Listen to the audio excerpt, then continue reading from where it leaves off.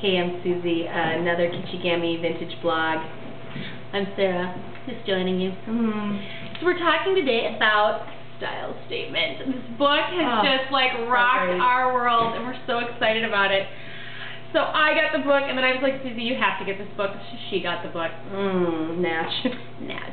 And Page 91. Page 91 is great. It's just a great place to start because this book is just a whole process, a workbook of basically finding getting down to 2 words which describe you as your essence, and it can help you in all these different ways in every element, all the avenues in your life. And basically you start with this thing called either or choices, and there are questions like introvert, extrovert, cabin, condo, silver, gold. What are your preferences? And it just really helps you to kind of define your preferences. And it's hilarious because even when I filled mine out, my preference is to use a pen and not even to complete my circles. Okay, people, pencil and the neat check marks, because I am a creative classic, and the classic part of me is the 20% that gets me kind of my edge and also gets me into trouble, and it's the perfectionism.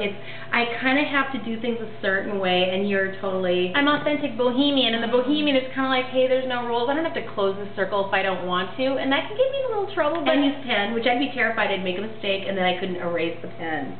And that's why it's kind of fun, because I'm just like, hey, I just kind of sometimes, don't pay attention to the rules, which can be good, but then sometimes I can get you into trouble. That's your 20%. It's my 20%, it's my creative edge. For me, when I did my style statement, it distilled that part of my personality that has always been there, that has always been, something that has guided me, and it's given me confidence to just really trust that.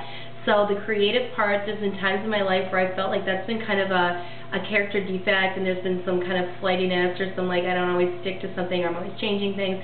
And then when I went and did all of the work in here, certain themes kept showing up again and again and again. So when it came to the end where I had to really think about who I was, they're so great about making some things like that super positive, and it's made me just really embrace that, who I've always been, and it's given me great confidence to move forward and just go, you know what, that's who I am. I'm a creative person. That's how I roll. And then the same thing with the classic part is kind of more perfectionist, tradition, always doing things the same way, and that can get me into trouble. Sometimes I don't want to change things. Right. But it's also made me go, oh my gosh, you don't have to do it that way, or there's times when I have done it that way that's been successful for me. And that's who I am too, and I love that. The 20%, the edgy part, just like your, what are you again? Bohemian. Bohemian, yes, the bohemian part. Well, and for me too, just that whole, my authentic, I value things and people who are really down to earth, situations where people are just really being real and will just kind of tell you how they feel about things. And I just realized there was a committee I was involved with, and I just thought, you know what, the reason I'm not enjoying this, it's just not, there's just a lot of rules, which kind of rubs my bohemian way, the wrong way, and there's just, sometimes you have to be a certain way in this committee, and I thought, I'm done. So I just kind of said, you know what, I'd love to help, but I would really like to be able to unleash more where I want to be. And so now I just felt total relief. Now I'm involved in a project which is really exciting to me, and it's just going to totally all my cylinders are firing, and I'm moving forward. So great. Okay, the children are coming. Creative Classic signing off. Authentic Bohemian. Ciao!